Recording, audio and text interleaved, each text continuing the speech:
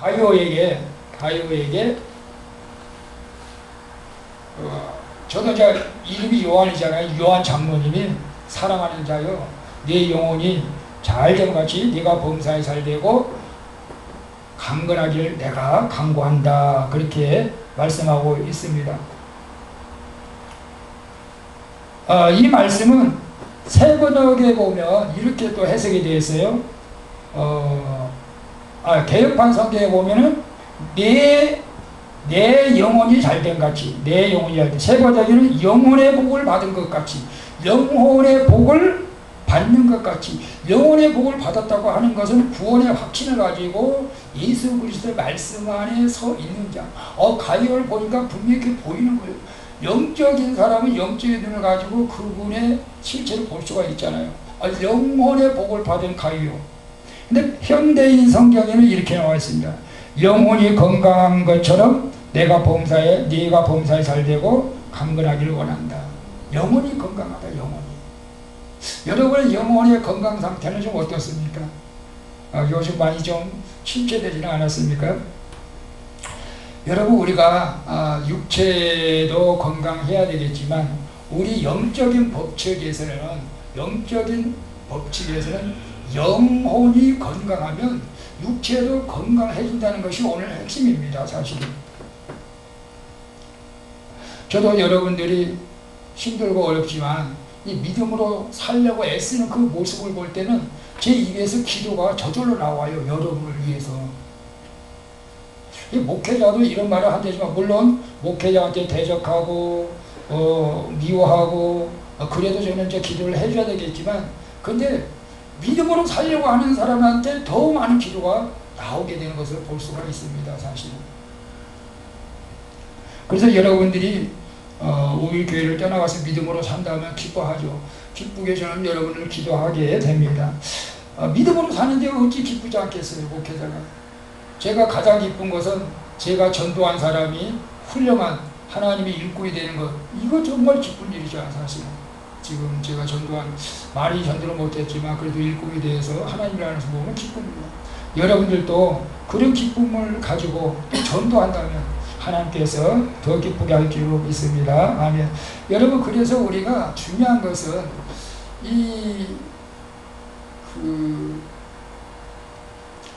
영혼이 흔들리지 않는다고 하는 것은, 영혼이 건강하다고 하는 것은 어떤 그 환경 가운데 있다 할지라도 믿음이 흔들림이 없다는 것을 의미하는 겁니다.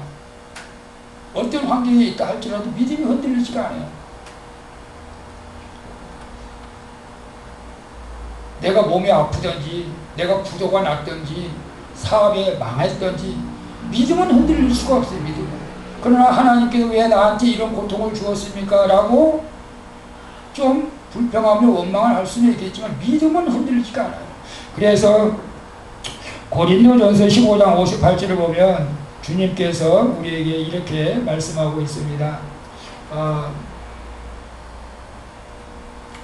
우리 같이 한번 읽어볼까요? 내 사랑하는 형제들아, 견고하여 흔들리지 말며 항상 주의 일에 더욱 힘쓰는 자들이 되라. 이는 너희 수고가 주 안에서 헛되지 않기 때문이다 라고 말씀하고 있습니다. 이 흔들림이 없는 믿음, 이게 영혼이 건강한 믿음이에요. 흔들림이 없는 믿음. 근데 그 믿음은 우리가 말씀 안에서 우리가 기초가 되어야 될 줄로 믿습니다. 이 흔들림이 없는 믿음이 바로 가이오 성도에 있습니다. 그래서 요한 장로는 기뻐하면서 그를 위해 이렇게 기도하고 그를 칭찬하고 있는 것을 봅니다. 그리고 다시 3절에 보면 형제들이 와서 내게 있는 진리를 증거하되 네가 진리 안에서 행한다 하니 내가 심히 기뻐한다 라고 말씀하고 있습니다. 진리 안에 행한다. 예수 그리스도의 말씀 안에서 살아가고 있다는 것을 말씀하고 있죠. 물론 우리 성도님들이 저를 기쁘게 하기 위해서 그럴 필요는 없지만 예수 그리스도 안에서 살아가는 모습을 볼 때 저는 기뻐할 수밖에 없고 주님도 기뻐하는 거죠. 사실은.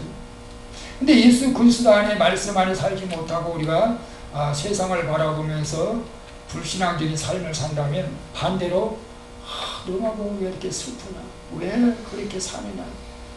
그렇게 말할 수밖에 없잖아요.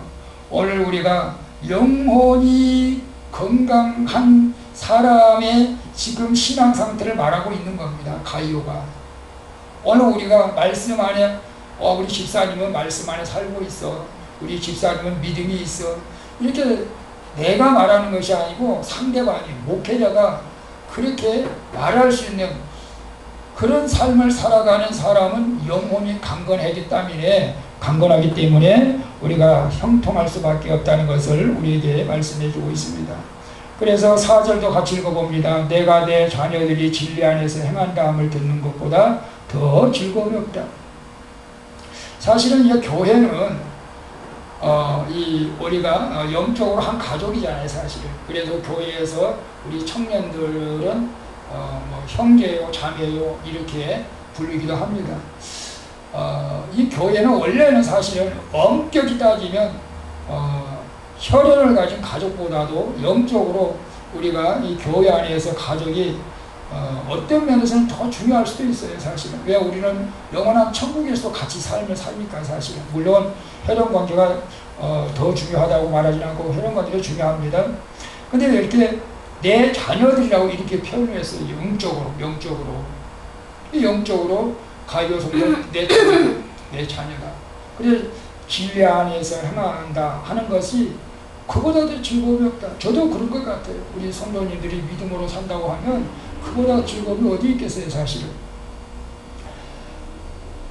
그래서 우리가 이 영적으로 진리 안에 거하고 영혼이 강건하게 되는 이 복이 결국은 시편 128절에도 우리에게 말씀해 주고 있는데, 우리가 영혼이 강건하다고 하는 것은 하나님을 제대로 경외하고 있다는 것을 의미하는 거죠. 하나님을 제대로 경외하고 있다. 그래서 그런 사람은 시편 128편에 뭐라고 말씀하고 있죠? 우리 같이 한번 읽어보겠습니다. 여호와를 경외하며 그 도에 행하는 자마다 복이 있도다. 네가 네 손이 수고한 대로 먹을 것이라. 네가 복되고 형통하리로다. 네 집, 내 실에 있는 내 아내는 결실한 포도나무 같으며 네 상에 들린 자식은 어린 감람나무 같으리로다. 여호와를 경외하는 자는 이의같이 복을 얻으리로다. 여호와께서 시온에서 내게 복을 주실지어다. 너는 평생에 예루살렘의 복을 보며 네 자식의 자식을 볼지어다. 이스라엘에게 평강이 있을지로다. 아멘. 여호와를 온전히 경외하는 자, 이런 사람이 영혼이 튼튼하고 건강하고 그런 상태를 말할 수 있습니다. 그래서 오늘 우리가 이런 사람은 하나님께서 복을 안 주실래도 안 주실 수가 없다는 거죠. 오늘 우리가 잘 생각해 봐야 돼요. 내 영혼이 정말 건강한 것인가? 흔들리지 않는 믿음을 갖고 있는 사람인가? 흔들리지 않는 믿음이 건강한 영혼이라는 거죠. 흔들리지 않는 믿음. 어떤 환경 가운데서도. 여러분, 우리가 이 영혼이 잘 돼야 범사가 잘 되고 강건한다.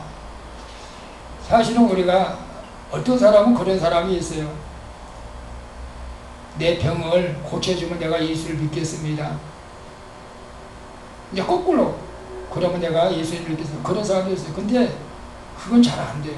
물론 그렇게 해서 예수를 믿는 사람도 있지만, 그러나 내가 병을 고치든 안 고치든 예수를 믿습니다. 그럴 때 병이 고쳐지는 거예요. 원래는 제가 이제 축사사역, 이제 치유사역을 합니다만 가장 중요한 게 뭐냐면 예수 그리스도를 영접시키는 것이 먼저 중요한 거예요. 예수 그리스도를 영접 안 시키고 예수 이름을 명하니 더림씨를 떠나갈지다. 예수 이름을 명하니 모든 관절염은 깨끗하게 치유할지다. 그렇게 기도 안 합니다. 먼저 예수를 영접하고 예수님을 구주로 영접했을 때 하나님의 자녀입니다. 하나님께서 이 영혼을 불쌍히 여겨주시고 치료하게 해주시고 악한 것은 떠나게, 그럴 때 역사가 일어나는 거죠. 그럴 때. 오늘 우리가 영혼이 먼저 주님 앞에 바로 설 때 우리의 육신의 질병도 치료할 수 있다는 것을 우리가 알아야 됩니다. 사실은 어떤 면에서는 이제 육신이 연약할 때 우리의 믿음이 연약할 것 같은 생각을 하는 분들도 있어요. 내가 몸이 아프면 내 믿음도 연약해질 것 같은 생각을 하는 사람도 있어요. 근데 그렇지 않아요. 어떤 면에서는 내가 육신적으로 연약하고 질병 가운데 고통스러워하고 있을 때 내 믿음이 반대로 역현상이나 믿음을 더 성장해 가는 거죠. 그래서 사도 바울 같은 경우도 자기 안질이라는 병이 있어서 간질인지 안질인지 정확히 성경학자도 모릅니다. 근데 병을 고쳐달라고 주님 앞에 3번씩이나 기도했는데 내 은혜가 내게 족하도다. 내가 약한 데서 곧 강합니다. 그걸 깨달은 거예요. 아하, 내가 건강하다고 하고 내가 뭔가 자신감을 가지고 내가 교만해질 수 있어요. 네가 약한 데서 내가 더 무릎을 꿇게 하고 더 능력이 너에게 임한다는 것을 주님이 알게 하신 거예요. 그래서 사도 바울도 60년씩 가시같은 질병이 있었지만 그 약함을 통해서 더 주님을 의지하게 되고 더 강한 역사들이 많이 일어났어요. 사실은 오늘 여러분들이 약한 것들을 가지고 여러분을 강하게 하시려고 하는 하나님의 뜻을 여러분이 좀 깨달을 수 있게 예수님을 축복합니다. 우리는 어떤 면에서는 우리의 단점들이 있어요. 나는 어떤 물질에 약하고 어떤 보는 것에 약하고 뭐 약한 부분들이 있어요. 그 약함을 통해서 더욱더 주님을 의지하라고 하는 그 주님의 좀 음성을 여러분이 들으면 좋겠어요. 네가 약하니까 그걸 못 이기잖아. 그러니까 나를 더 의지하라고. 그게 주님의 음성이요. 저도 마찬가지입니다. 저도 약한 부분들이 많이 있습니다. 저도 때로는 환경에 사람 앞에서 약한 부분들이 좀 있어요. 사실은 강해지려고 노력합니다. 근데 옛날처럼 저 육신적으로 하지 않고 저도 이제 그럴 때면 이제 엎드려 이제 기도할 수밖에 없잖아요. 사실은 제가 요즘 고민거리가 있었습니다. 사실은 제가 옛날에 치아역계 4개 임플란트를 했는데 싸게 했는데 가가지고 마음에 안 들게 해가지고 이쪽에 이제 다시 6개 하려고 치과에 갔더니 1,000만 원을 넘게 달라고 해서 처음에는 막 내가 놀려 자빠지겠어요. 무슨 1,000만 원을 나요. 근데 또 저 같은 경우는 아마 돈이 있었으면 그냥 했을 거야. 아마 또 딴 데 가보지도 않고 이게 돈이 없으니까 또 기도하고 하나님 어떡하면 좋습니까? 그렇다고 또 밥을 안 먹을 수도 없고 그렇다고 또 빚을 낼 수도 없고 더군다나 그래 가만히 지혜를 딴 데 가서 개정 내거나 그래서 딴 데 가서 또 개정을 했어. 딴 데 개정은 500만 할까? 또 한다고 했어. 아니야 또 딴 데 가서 개정해봐 또 400.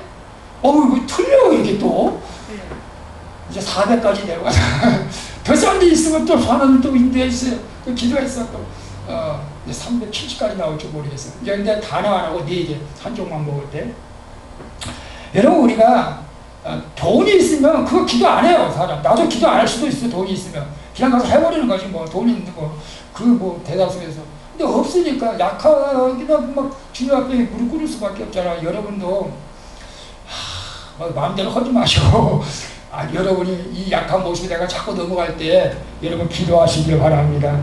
그럴 때 하나님께서 좋은 길로 인도하여 줄 줄 믿습니다. 세상에는 2가지 사람이 있어요. 2 종류의 사람이 있습니다. 그리스도를 완전히 믿어 구원받는 하나님의 자녀가 있습니다. 그렇지만 구원받지 못한 불신자도 있습니다. 이 2 부류가 살고 있어요. 근데 이제 우리가 조심해야 될 것은 우리가 교회를 다녀도 신자라고 하면서도 믿음이 약해서 인본주의라든가 율법주의에 빠져서 말씀과 성령의 인도를 따라 성숙한 신앙생활을 하지 못한 그런 사람도 있습니다. 우리는 저 같은 경우는 복음주의입니다. 우리 복음주의. 예를 들어서 율법주의라고 한다면 우리 가만히 한번 생각해 보세요. 우리는 율법주의는 아닙니다. 율법주의는 판단합니다. 정기합니다. 네가 무엇을 먹었느냐, 무엇을 마셨느냐, 형식을 자꾸 따지고 금식기도 며칠 했어, 예배 몇 번 참석했어, 헌금 얼마 했어, 그 따지는 건 율법주의입니다. 우리는 그런 건 따지지 않습니다. 오직 우리가 믿음으로 나가야 될 줄을 믿습니다. 인본주의는 너무 인간적인 생각을 하는 게 자기 편리대로 인본주의로 우리는 아닙니다. 오직 우리가 말씀대로 살아가야 되는데 저는 그런 생각을 해봤어요. 그럼 복음주의가 뭘까? 우리 삶 속에서 우리는 최선을 다해서 살아가는 거예요. 일주일 동안 최선을 다해서 하나님 영광 가운데 살다가 주일날 사모하면서 예배 드리는 거예요. 이게 복음주의. 그거 탓하지 않습니다. 이게 복음주의 열정. 그래서 그런 사람들에게는 저는 그렇게 생각을 해요. 영혼이 참 건강한 사람이다. 왜냐하면 일주일 동안 열심히 살다가 주님 만나기 위해서 주님 앞에 나오는 그런 성도들, 영혼이 건강한 성도라고 저는 생각을 합니다. 여러분, 어쨌거나 우리의 인본주의라고 하는 것은 내 생각을 내려놔야 되는데 내 생각을 가지고 계속 신앙생활을 하려고 하는 그런 마음을 가진 사람입니다. 주님께서 우리에게 뭐라고 말씀했습니까? 나를 따라오려거든 자기를 부인하고 나를 쫓아왔는데 계속 자기 생각이 옳다고 생각해요. 주님은 제가 오늘 많은 고민을 했습니다. 사실은 또 카톡으로 교회 오지 말고 영상 예배를 드리라고 할까, 아니면 교회를 나오라고 할까. 저들이 이렇게 결정을 못하겠어요. 이러지도 못하고 저러지도 못하겠고, 에이, 하나님 뜻대로 하십시오. 야, 오면 같이 예배 드리고, 또 안 오면 안 온 대로 또 뭐 가정에서 또 뭐 어떻게 하나님께서 또 마음을 다스릴 줄 믿습니다. 근데 오늘 이제 다 못 나와서 좀 마음은 아프지만, 그러나 우리가 중요한 것은 흔들리지 않는 믿음, 내 생각대로 하지 말고 하나님이 기뻐하는 것이 무엇일까, 그런 생각을 가지고 우리가 예배할 때 하나님께서 기뻐할 줄도 믿습니다. 오늘 우리는 예수 그리스도께서 우리를 위해서 십자가를 지시고 부활하시고 승천하셔서 성령님을 우리에게 보내셔서 우리가 영혼이 건강한 사람은 성령 안에 있는 사람이, 성령 안에 거한 사람은 영혼이 건강합니다. 그래서 어떤 환경 가운데서도 흔들리지가 않습니다. 그래서 오늘 그 믿음, 영혼이 건강한 그 믿음을 주님께서 주님 오시는 그날까지 보존하라고 말씀하십니다. 자, 우리 데살로니가서 5장 23절 같이 한번 읽어보겠습니다. 평강의 하나님이 친히 너희로 온전히 거룩하게 하시고 또 너의 온 영과 혼과 몸이 우리 주 예수 그리스도의 강림하실 때에 흠없게 보존되기를 원한다. 이렇게 원합니다. 여러분이 건강한 상태로 보존되기를 원하는 거예요. 건강한 상태로. 영혼도 마찬가지고, 영혼이 건강하면 범사가 잘 되고 강건하다고 했으니까 영혼이 잘 되면 결국 우리 몸과 마음도 우리가 강건하게 보존될 줄로 믿습니다. 우리 사랑하는 성도 여러분, 참 마음이 아픕니다.